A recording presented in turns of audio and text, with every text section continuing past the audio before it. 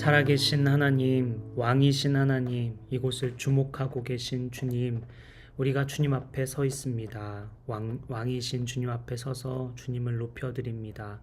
아버지, 우리가 드리는 이 예배 주님 받아주시고, 우리 마음이, 우리 시선이 오직 주님 향하여서 아버지께서 내게 하시고자 하는 말씀 무엇인지 우리가 귀 기울여 듣길 원하고, 이 말씀이 이번 한 주를 인도하는 귀한 말씀 될 수 있도록 인도하여 주옵소서. 주님을 찬양합니다. 주님을 경배합니다. 예수님의 이름으로 기도드립니다. 아멘.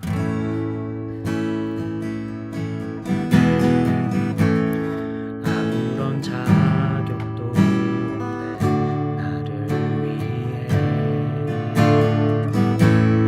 아무런 소망도 없는 나를 위해 사랑한다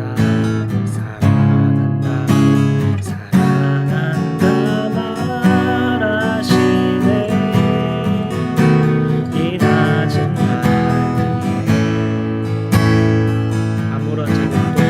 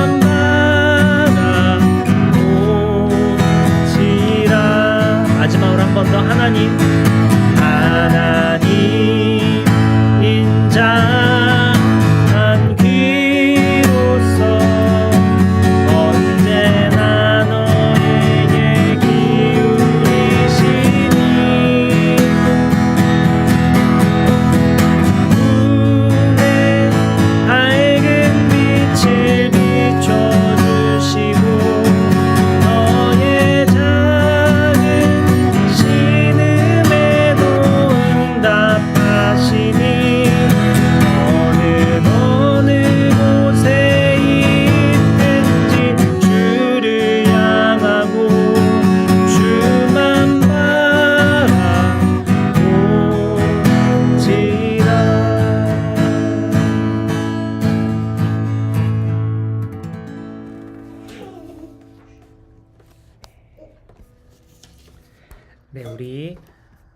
사도신경을 고백하며 우리 함께 나아가면 좋겠습니다.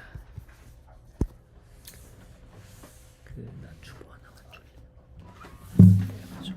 고마워요. 같이 한번 읽겠습니다. 시작. 나는 전능하신 아버지 하나님 천지의 창조주를 믿습니다. 나는 그의 유일하신 아들 우리 주 예수 그리스도를 믿습니다. 그는 성령으로 잉태되어 동정녀 마리아에게 나시고 본디오 빌라도에게 고난을 받아 십자가에 못 박혀 죽으시고 장사된 지 사흘 만에 죽은 자 가운데서 다시 살아나셨으며 하늘에 오르시어 전능하신 아버지 하나님 우편에 앉아 계시다가 거기로부터 살아있는 자와 죽은 자를 심판하러 오십니다. 나는 성령을 믿으며 거룩한 공교회와 성도의 교제와 죄를 용서받는 것과 몸의 부활과 영생을 믿습니다. 아멘. 요한복음 우리 1장 1절부터 3절 말씀 한번 같이 보겠습니다.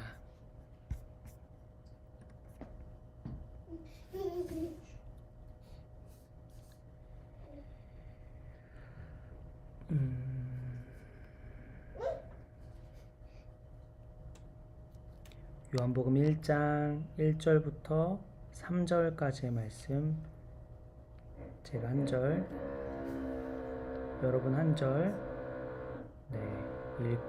읽겠습니다. 태초에 말씀이 계셨다. 그 말씀은 하나님과 함께 계셨다. 그 말씀은 하나님이셨다. 그는 태초에 하나님과 함께 계셨다. 모든 것이 그로 말미암아 창조되었으니 그가 없이 창조된 것은 하나도 없다. 창조된 것은 여기까지요. 오늘 말씀은 진리를 찾아서라는 제목으로 우리 함께 말씀을 나누도록 하겠습니다. 진리를 찾아서라는 제목으로 말씀을 나눌게요. 우리 요한복음이 왜 쓰였을까? 목적을 스스로가 밝히거든요. 그 요한복음이 왜 쓰였을까? 당연히 예수 그리스도께서 살아계신 하나님이시다라는 것을 밝히기 위함인데 우리가 성경을 통해 한번 살펴보죠.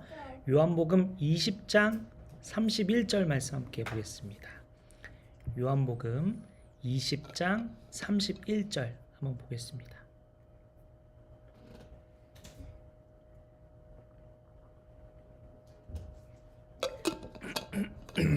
요한복음 20장 31절에 요한이 요한복음을 왜 썼는지 지금 밝히고 있는데요.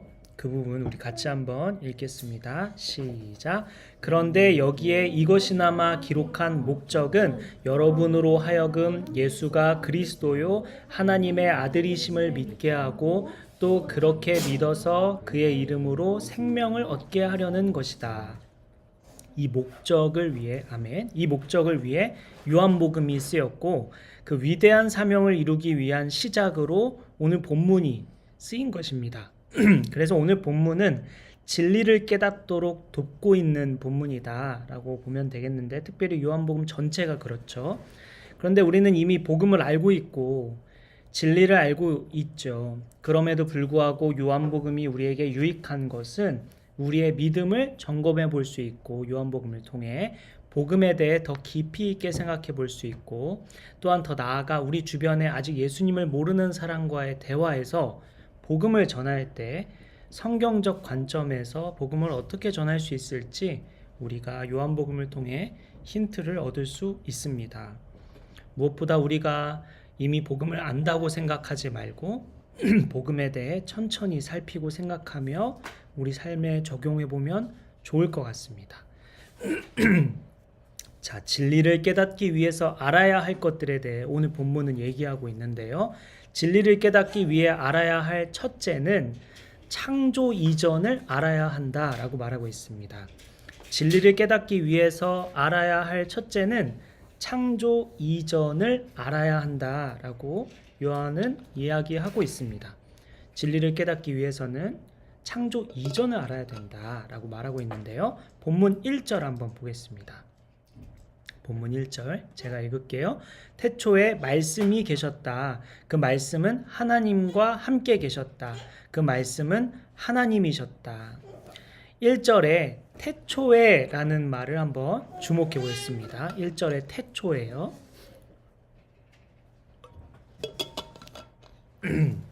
1절에 태초에 라는 말씀을 좀 주목해 볼게요. 요한복음에서 태초라는 말은 창세기 말씀의 첫 마디 in the beginning에서 따온 것인데요.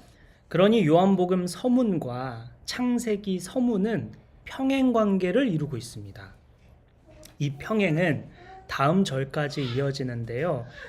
창조와 빛과 어두움에 관한 주제를 요한이 다루고 있는데 이 또한 창세기에서도 다루고 있습니다. 즉 요한복음을 딱 듣고 있으면 창세기가 떠오르도록 일부러 이렇게 만든 것이죠.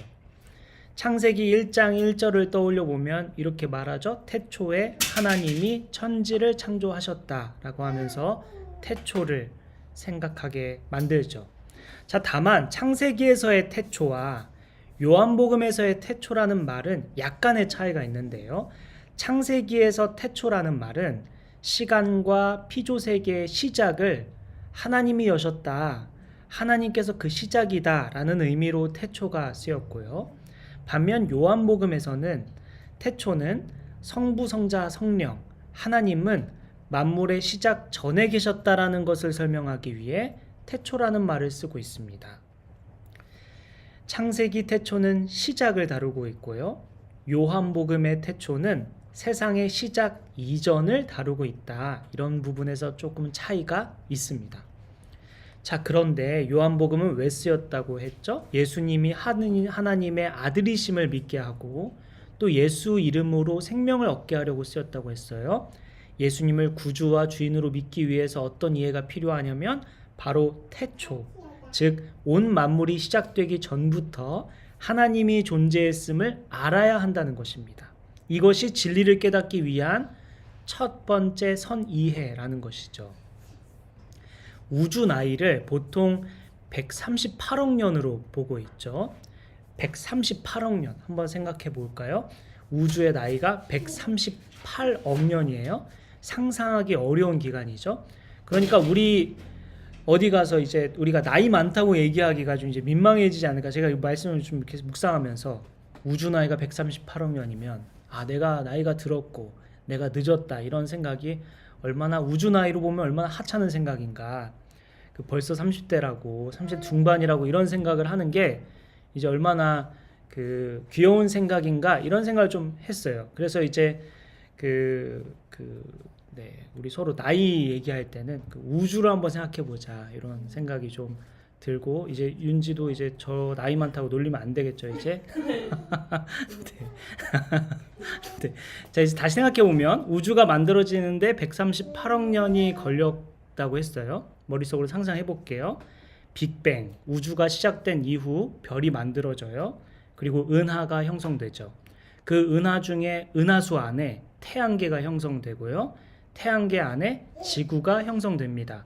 그리고 시간이 지나 단세포가 출현하고요. 다세포가 출현하고 공룡이 출현해 살다가 멸종되고 시간이 지나 호모사피엔스가 등장합니다.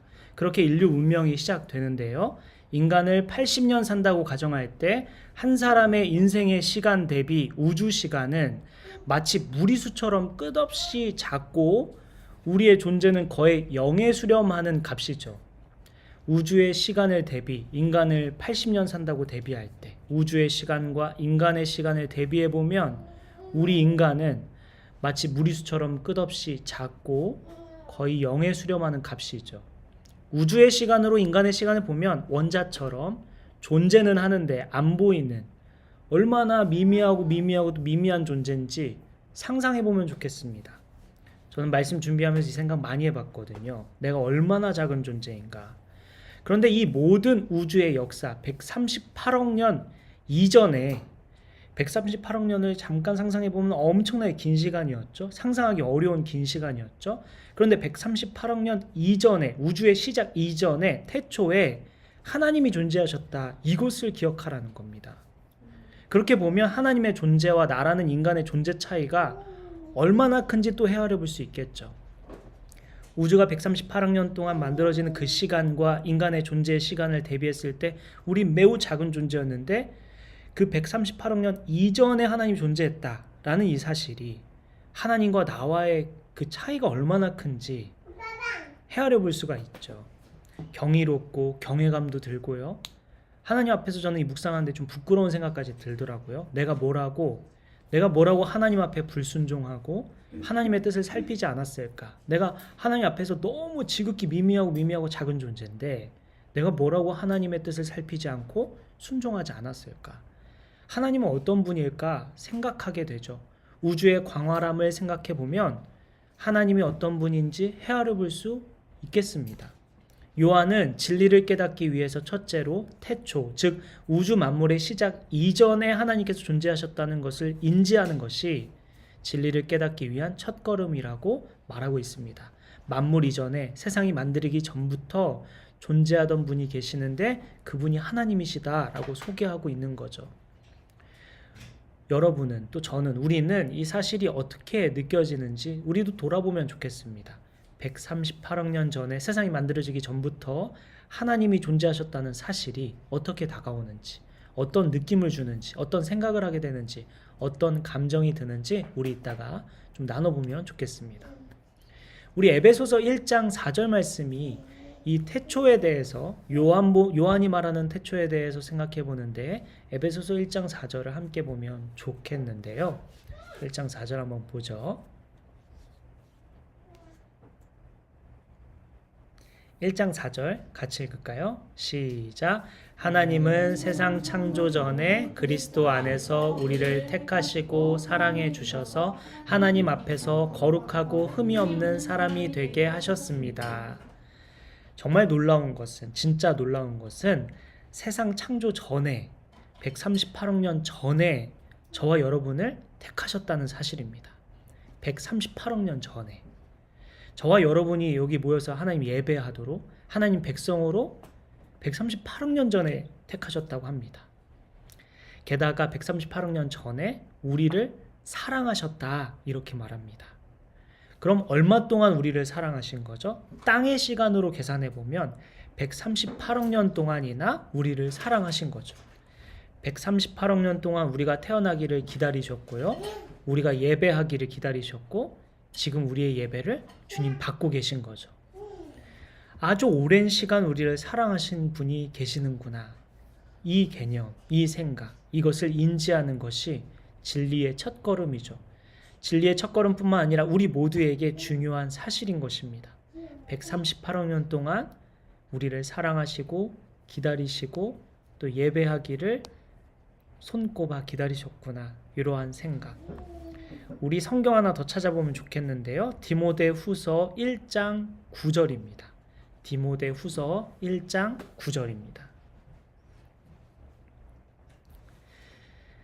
디모데후서 1장 9절 함께 읽을까요? 시작. 하나님께서 우리를 구원해 주시고 거룩한 부르심으로 불러주셨습니다. 그것은 우리의 행실을 따라 하신 것이 아니요 하나님의 계획과 은혜를 따라 하신 것입니다. 이 은혜는 영원전에 그리스도 예수 안에서 우리에게 주신 것인데 하나님께서 우리의 행실 때문에 구원하신 것이 아니라고 하고 있죠. 그냥 선택해 주셨다고 했죠. 그냥 구원해 주셨다고 했습니다. 우리의 어떤 행실 때문이 아니라는 거 다시 기억해야 되는데 그저 하나님의 계획, 그저 하나님의 은혜로 우리를 택하셨다. 여기로 부르셨다라는 말씀입니다. 그런데 이렇게 하기를 언제 계획하셨냐? 디모데후서 1장 9절에 보니까 네, 여기 같이 있을까요? 올라올래? 아니야? 알겠어요. 디모데후서 1장 9절에 보니까 영원전에 이 계획을 하셨다. 그러니까 여기서 영원을 헬라어로 보면 아이오니오스, 세상을 말하는데 즉 세상 전에 세상이 만들어지기 전부터 예수님 안에서 우리에게 주셨다. 이런 얘기입니다. 138억 년 전에 세상이 만들어지기 전부터 우리를 계획하시고 구원해야지 택하시고 여기까지 역사가 오게 만드셨다는 거죠. 자, 결국 요한복음은 진리를 깨닫는데 필요한 지식들을 주고 있고 복음을 깨달을 수 있도록 안내하고 있다고 했는데요. 그 시작은 태초, 즉 만물의 시작 이전을 생각해 보는 것이 중요하다라는 것입니다.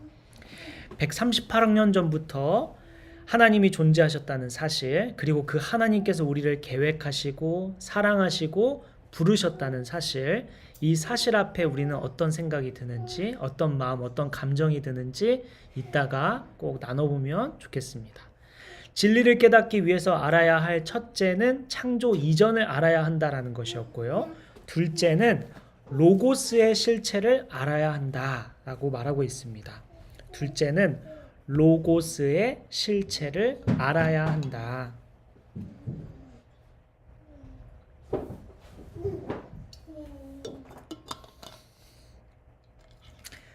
둘째는 로고스의 실체를 알아야 한다. 본문 1절을 우리 한 번만 더 읽어볼게요. 본문 1절 요한복음 1장 1절 한번 더 보죠. 같이 읽을게요. 시작. 태초에 말씀이 계셨다. 그 말씀은 하나님과 함께 계셨다. 그 말씀은 하나님이셨다. 자, 여기 말씀이 계셨다 할 때 이 말씀이 헬라어로 보면 로고스입니다. 이 말씀이 로고스인데요. 이 로고스에 대해 알기 위해서는 간단하게 당시 배경을 잠시 살필 필요가 있습니다. 당시 고대 그리스 철학자들은 세상이 어떻게 움직이는지, 자연의 변화와 인간 사회의 질서 뒤에 어떤 원리가 숨어 있는지 궁금해했습니다. 당시 고대 그리스 철학자들은 세상은 왜 이렇게 움직이는 거지? 자연은 왜 저런 거지? 사회 질서 뒤에 어떤 원리가 숨겨져 있는 것 같은데 하고 생각했어요. 그래서 그거 뭘까? 그게 뭘까? 수학을 하다 보니까 숫자라는 개념이 참 신기하게도 법칙이 있었어요. 과학을 하다 보니까 세상에는 어떤 규칙들이 존재하는 것을 발견합니다. 인생을 살다 보니까 세상은 어떤 보편적인 일들이 일어나고 만물을 보니까 정교하고 너무 아름다운 거죠. 이거 뭔가 규칙이 있고 법칙이 있고 어떤 진리가 있겠구나 생각을 합니다. 당시 철학자들, 수학자들, 연구자들은 이 진리를 찾고자 몰두했는데요. 그리고 어디든 적용되는 법칙, 진리, 규칙, 보편적인 어떤 힘 이런 것들을 하나로 부를 때 로고스라고 불렀습니다. 당시의 어떤 규칙, 법칙, 진리 이런 것들이 로고스였어요. 당시의 용어가 세상을 움직이는 힘, 모든 세상의 원리의 중심에 있는 법칙, 진리, 원리가 뭘까 할 때 로고스가 뭘까 이렇게 말했어요. 핵심이 뭘까? 진리가 뭘까? 로고스가 뭘까? 이렇게 말했었습니다. 이러한 맥락 안에서 요한은 당시 철학자들, 당시 과학자들, 당시 진리를 찾는 자들이 찾던 그 진리, 법칙, 로고스를 설명하고 있는 겁니다. 당신들이 찾는 로고스, 나 그거 뭔지 알고 있어. 너희가 찾고 있는 그 로고스 내가 가르쳐 줄게. 하면서 로고스를 설명하고 있는 것입니다. 이러한 관점으로 오늘 본문 1절을 볼게요. 그리고 말씀은 로고스로 바꿔서 한번 볼게요. 태초에 로고스가 있었다.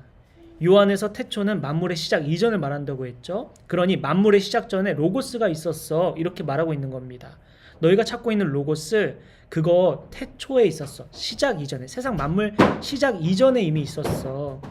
이렇게 얘기하고 있는 거죠. 당시 철학자들이 얼마나 흥분하며 그 말을 들었을까요? 로고스를 찾았다고? 우리가 찾고 있던 그 자연의 법칙, 세상의 법칙을 너가 찾았다고? 그 로고스 찾았어? 너는 그게 뭔지 발견했단 말이야? 그게 뭐야? 하면서 주목했을 것입니다. 요한은 말을 잇는데요. 만물의 시작 전부터 로고스가 있었고 그 로고스는 하나님, 즉 신과 함께 있었어. 너희가 찾는 그 로고스, 그 진리는 그 신이라는 존재와 함께 있었어 라고 말하고 있고 이어서 뭐라고 말하죠? 그 로고스는 바로 하나님이야. 진리는 하나님이야 라고 말하고 있는 것입니다. 당시 사람들에게 너희가 찾는 그 진리 뭐냐면 그게 바로 하나님이야. 만물의 법칙 그게 바로 하나님이야. 자연의 법칙 그거 바로 하나님이야. 정교한 어떤 원칙이 있는 것 같지? 그거 바로 하나님이야. 이렇게 얘기하고 있는 거죠. 그렇다면 이것을 오늘날 우리가 로고스가 뭘까 한번 생각해 보면 좋겠는데요. 당시 고대 사람들에게 로고스는 세상을 이해하는 보편적이고 객관적인 원리를 의미했다면 오늘날 사람들이 갈망하고 찾고 궁금해하는 로고스는 뭘까? 최근 5년간 교보문고나 예스24 베스트셀러 및 스테디셀러 키워드를 한번 살펴보니까요. 두 분야에 사람들이 관심을 가졌다는 것을 알 수 있었어요. 첫째는 경제 경영, 자기 개발 이런 거에 관심을 가졌어요. 경제적 불확실성에 대해 어떤 해소하고 싶고 생존에 대한 불안감을 나타내는 것이죠. 두 번째 키워드는 심리 에세이였습니다. 내면의 불안정함과 우울감, 관계의 어려움에 대한 부분에 대해서 찾고 싶고 해소하고 싶어 했죠. 그렇다면 오늘날 로고스를 정리해 보면요. 사람들은 불확실한 상황에서 어떻게 생존할 것인가? 미래에 나는 무엇을 준비해야 하는가? 또한 내 마음을 어떻게 지킬 수 있을까? 나는 누구이고 불안과 우울의 정체는 무엇일까? 사람과 어떻게 잘 살아갈 수 있을까? 하는 질문들을 갖고 있는 거죠. 고대의 그리스도인들은, 고대의 그리스 철학자들은 세상을 이해하는 보편적이고 객관적인 원리를 의미했다면 오늘날 사람들이 찾는 그 로고스라는 것은, 갈망하고 찾고 궁금해하는 것은 어떻게 하면 내 내면의 불안정함을, 관계의 어려움을 해결할 수 있을까? 우리 경제적 불확실성과 생존을 어떻게 우리가 해결할 수 있을까? 이런 거에 대한 질문들이 있었던 거죠. 세상에서 갈망하고 찾는 것들, 수많은 질문들, 그 로고스가 무엇이냐? 요한은 하나님이라고 말하고 있죠. 세상에서 사람들이 찾는 질문들, 그 질문들이 무엇이든지 하나님 안에서 답을 얻을 수 있다고 말하고 있습니다. 당시 그리스 철학자들이나 오늘날 우리들이나 로고스에 대한 해답이 무엇이냐를 찾는데, 이를테면 사과가 하늘에서 떨어지는 이유가 무엇일까? 땅에서 끌어당기는 힘이 무엇일까? 중력. 이렇게 로고스의 답이 무엇일까? 중력이다. 왓을 찾지만 당시의 로고스의 답이 무엇일까 하면서 왓을 찾아요. 근데 요한은 질문이 잘못됐다고 말하고 있습니다. 요한은 로고스의 답은, 너희들이 찾는 그 진리 로고스의 답은 무엇이 아니라, 왓이 아니라 후라고 말하고 있어요. 너희의 질문은 잘못됐어. 왓이 아니라 후여야 해 라고 말하고 있는 거죠. 다시, 진리가 무엇일까라는 질문은 진리는 누구로부터 시작, 혹은 진리란 누구일까 라는 질문이 됐어야 한다라는 것입니다. 그의 대답은 하나님이라는 것이죠. 이를테면 이제 오늘날 사람들은 미래를 어떻게 예측하여 그에 대비할 것인가, 미래에 어떤 것들이 다가올까, 미래는 어떤 모습일까, 그것이 무엇일까 묻지만 요한의 대답은 무엇인지 예측하지 말고 하나님을 신뢰해야 한다고 말하고 있는 거죠. 당시 그리스 철학자들이 그 로고스는 무엇일까에 대한 질문이, 그것이 잘못됐어, 무엇이 질문이 아니라 후여야만 해 라고 한 것이 오늘날도 대입해보면 오늘날 사람들이 묻고 있는 그 질문에 요한은 예측이 중요한 게 아니라, 불안정한 그런 상황 속에 예측할 게 아니라 신뢰해야 돼, 이렇게 말하고 있는 것입니다. 또한 나는 누구일까? 나의 정체성, 자신을 찾기 위해 수많은 방법으로 알아가려 하지만 궁극적으로 우리가 하나님으로부터 왔다는 사실을 알아야 돼 라고 요한은 또 말하겠죠. 여기서 오해하지 말아야 할 것은 로고스, 진리를 찾으려는 노력, 법칙, 원리를 찾는 노력이 쓸모없다는 게 아닙니다. 중요한 것은 그것만으로는 답이 될 수 없다는 것이죠. 하나님이라는 존재가 우리가 찾는 질문의 답을 완성시킬 수 있다는 의미입니다. 세상 사람들 아주 똑똑하고 지혜로운 사람 넘치죠. 인간은 끊임없이 도전하며 한계를 넘어왔습니다. 그런데 그 모든 한계를 극복하고 지혜롭게 말한다 해도 결국 하나님 없는 지식, 하나님 없는 지혜, 하나님 없는 법칙은 미완성이다라는 것입니다. 하나님의 존재를 알아야 모든 퍼즐이 맞춰지는 것이죠. 요한은 그것을 말해주고 있습니다. 그래서 진리를 깨닫기 위해서 둘째는 로고스의 실체를 알아야 한다라는 것입니다. 이제 마지막인데요. 마지막 세 번째, 진리를 깨닫기 위해서는 세 번째, 모든 존재의 이유를 알아야 한다라는 것입니다. 어디 있지, 유아미? 여기. 오늘은 유아미가 말을 좀 덜 하네. 아우. 약속을 잘 지킨다. 진짜 거의 말을 안 하네. 일단 하나는 지켰네. 와. 아, 어쩐지 말을 약간 어눌하게 하고 일부러 말 안 하기로 약속했으니까, 그렇지? 오늘 보면 3절 한번 볼게요. 모든 존재의 이유를 아는 것이 진리를 깨닫는 세 번째 길입니다. 우리에게도 중요한 사실이죠. 본문 3절 같이 읽을게요. 시작. 모든 것이 그로 말미암아 창조되었으니 그가 없이 창조된 것은 하나도 없다. 창조된 것은 여기까지. 본문 3절에 모든 것이 그로 말미암아 창조되었으니 부분에서 모든 것이는 개역 개정으로 보면 만물이라고 쓰여 있습니다. 즉 세상의 모든 것은 로고스이신 하나님으로 인해 창조되었다는 말이죠. 그리고 본문은 이렇게 강조하는데요. 그가 없이 창조된 것은 하나도 없다. 그가 없이 된 것은 없다. 이중부정을 사용해서 단 하나도 예외가 없다는 것을 강조하고 있습니다. 모든 것, 즉 눈에 보이는 것이나 눈에 보이지 않는 것, 존재하는 모든 것은 하나님께서 창조했다라는 것입니다. 사실 당연한 말이죠. 우리에게는. 우리 시편 말씀 한번 찾아보죠. 147편 5절입니다. 시편 147편 5절입니다.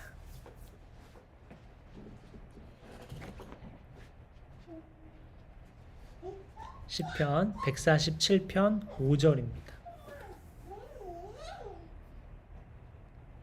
네, 5절 함께 읽죠. 시작. 우리 주님은 위대하시며 능력이 많으시니 그의 슬기는 헤아릴 수 없다. 하나님의 손이 안 미친 곳이 없다. 하나님이 모든 만물을 계획하시고 만드셨다. 그런데 시편 147편 5절을 보니까 하나님의 지혜, 하나님의 슬기, 하나님의 지혜는 헤아릴 수 없다 이렇게 얘기하죠. 즉 존재하는 데에는 지혜를 활용해 모든 것을 만드셨고 다 이유가 있다라는 것이죠. 하나님은 지혜로우신 분이니까 존재하는 모든 것은 하나님의 지혜의 산물이다라는 말입니다. 그것은 인간도 당연히 마찬가지죠. 모든 인간은 하나님의 지혜의 산물이다. 우리는 하나님의 지혜의 산물이다라는 것이죠. 하나님은 실수 안 하시죠? 하나님은 완전하시죠? 그러니 존재도 하나님의 지혜로 실수 없이 계획 아래 만들어졌습니다. 저와 여러분을 만드신 이유가 있다라는 거죠. 저와 여러분이 세상에 존재하게 한 이유가 있다라는 것이죠. 우리 이사야 말씀 한 번 더 찾아볼까요? 이사야 55장 8절부터 9절입니다.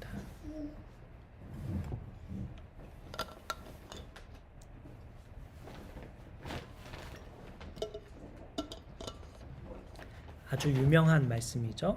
이사야 55장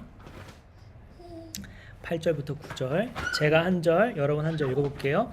나의 생각은 너희의 생각과 다르며 너희의 길은 나의 길과 다르다. 주님께서 하신 말씀이다. 하늘이 땅보다 높듯이 나의 길은 너희의 길보다 높으며 나의 생각은 너희의 생각보다 높다. 때로 내 삶은 왜 이렇게 흘러가는 것일까? 왜 내 삶은 평탄하지 않을까? 왜 나의 사랑하는 사람의 삶은 이렇게 파도치는 것일까? 삶이란 무엇일까? 우리가 존재하는 이유가 무엇일까?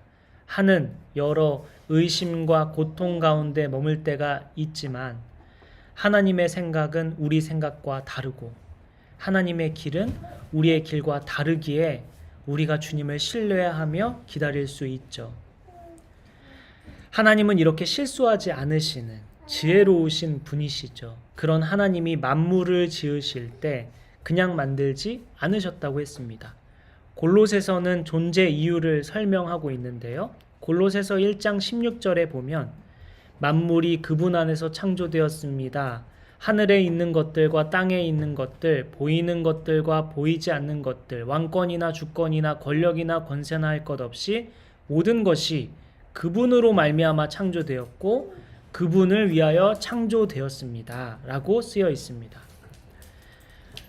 모든 사람은 존재하는 이유를 알아야 된다. 진리를 깨닫기 위해서 마지막 세 번째는 존재하는 이유를 알아야 한다고 했어요. 하나님이 만드신 것에는 다 이유가 있다. 주님은 지혜로운 분이니까, 완전하신 분이니까, 실수하지 않으시니까 존재하는 모든 것들은 하나님의 지혜의 산물이다 라고 했습니다. 그런데 이러한 존재하는 이유는 무엇이냐? 골로새서 1장 16절을 보니까 그분을 위하여 창조되었다 라고 쓰여 있습니다. 우리 왜 살고 있을까? 때로는 우리의 인생에 의문을 품고 살아가는 이유를 발견하지 못할 때가 있지만, 그러한 모든 의문의 해답은, 존재의 이유는 우리가 그분을 위해 창조되었구나 라는 사실입니다. 우리는 근본적으로 하나님을 위해 지음받았다고 합니다. 그러니 우리가 나는 왜 사는 것일까? 인생의 의미가 무엇일까? 라는 질문은 바뀌어야 합니다. 나는 어떻게 하면 하나님을 위해 살 수 있을까? 오늘 내가 하나님을 위해 할 일이 무엇이 있을까? 나는 하나님을 위해 무엇을 할까? 라는 질문으로 바꿔야 하는 것이죠. 자, 이렇게 존재하는 모든 것에는 이유가 있다는 사실, 그냥 존재하는 것이 아니라는 사실, 하나님의 계획, 하나님의 지혜의 산물이 바로 우리 인간이라는 것을 깨달을 때 진리를 깨닫는 길은 시작된다라고 오늘 요한은 얘기하고 있습니다. 오늘 우리는 이미 알고 있지만 그래도 점검하고 또 우리가 돌아보기 위해서 세 가지, 진리를 깨닫기 위해 세 가지를 살폈는데요. 첫째는 창조 이전, 우리의 존재가 창조 이전부터 계획되었다는 사실, 창조 이전에 하나님이 존재했다는 사실을 알아야 하고, 둘째는 로고스의 실체, 당시에 궁금해했던, 진리를 찾고자 했던 그 무엇은 사실 후로 바꿔야 한다는 그 로고스의 실체를 알아야 하고, 마지막 셋째는 모든 존재의 이유를 알 때 우리가 진리를 깨달을 수 있다 라고 했습니다. 우리가 오늘 다시 복음으로 돌아가서, 다시 처음으로 돌아가서 진리를 탐구했어요. 하나님은 오늘 여러분에게 이 본문 말씀을 왜 주셨을까? 왜 듣게 하셨을까? 우리 기도하면서 하나님 앞에서 묻고 또 그 답을 찾고, 혹시 결단해야 할 것이 있다면 결단하면서, 혹시 이번 주에 내가 실천해야 할 것이 무엇이 있는지 하나님과 기도로 그 질문의 답을 찾으면 좋겠습니다. 우리 기도하는 시간에 하나님과 나누며 결단하는 시간 잠시 갖고 마치겠습니다.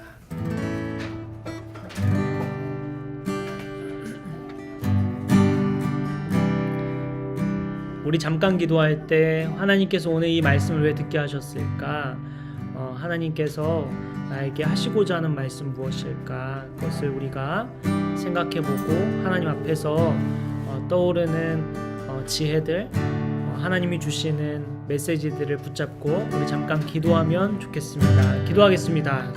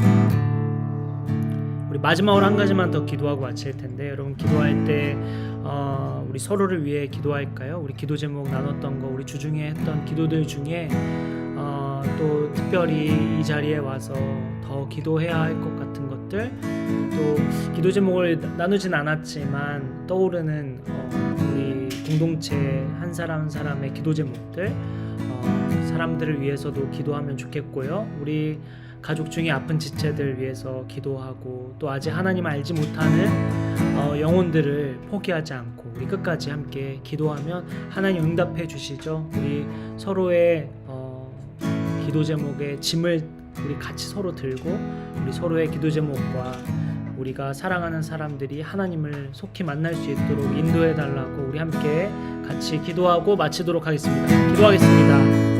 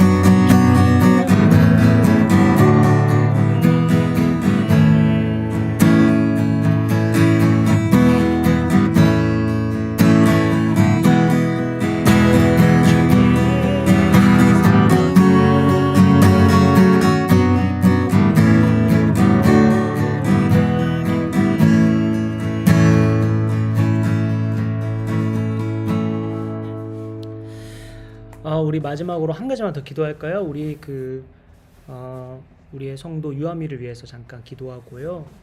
우리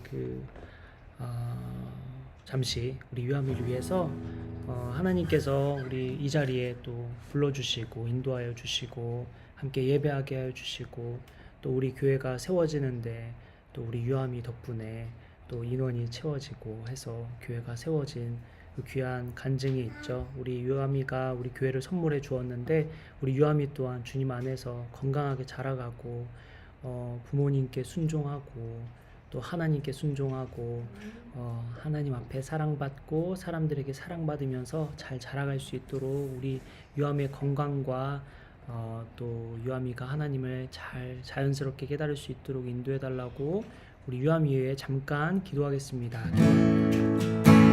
아버지, 우리 유아미를 축복하여 주시고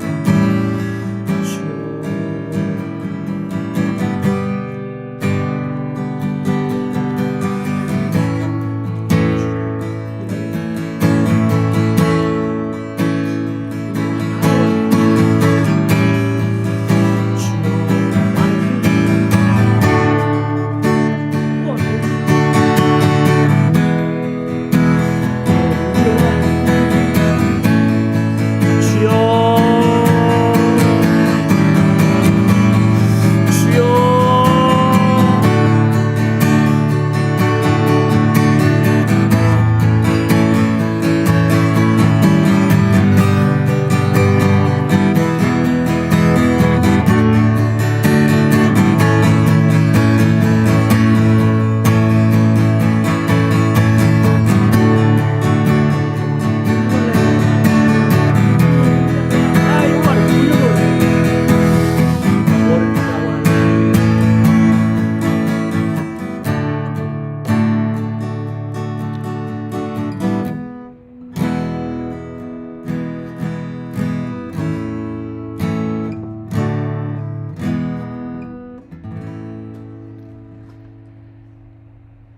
살아계신 하나님, 이곳을 주목하고 계신 주님, 우리가 한 주를 보내면서 하나님과 멀어져 있던 시간들, 하나님의 뜻을 외면했던 그 순간들을 떠올리며 회개하며 나아갑니다.